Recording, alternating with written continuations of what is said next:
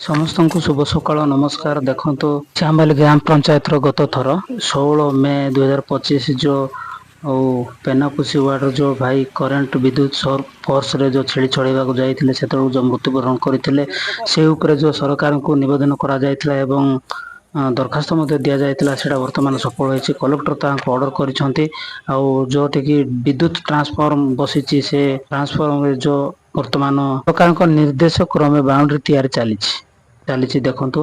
ଆଉ ଏଇଟା ହଉଛି ମଣିପୁର ସ୍ଥାନର ଯୋଉଠିକି ବିଦ୍ୟୁତ ମୋଟର ବସା ଯାଇଛି। ସେ ବିଦ୍ୟୁତ ମୋଟରରେ ବର୍ତ୍ତମାନ ଗୋଡ ବନାଉଛନ୍ତି ସୁରକ୍ଷିତ ଭାବରେ ଯୋଉ ପ୍ରକାର ଭାବରେ ସେ ରହିପାରିବ ଆଉ ଯେକୌଣସି ଲୋକ ସେ ବିଦ୍ୟୁତ ଫୋର୍ସରେ ଆଉ ମୃତ୍ୟୁ ନ ଘଟିବ ସେ ପ୍ରକାର ଭାବରେ ସରକାର ବର୍ତ୍ତମାନ ପଦକ୍ଷେପ ନେଉଛନ୍ତି। ସେଇଟା ବର୍ତ୍ତମାନ କମ୍ପ୍ଲେନ କି ଦରଖାସ୍ତ ଦିଆଯାଇଥିଲା ସେଇଟା ବର୍ତ୍ତମାନ ସଫଳ ହେଇଛି।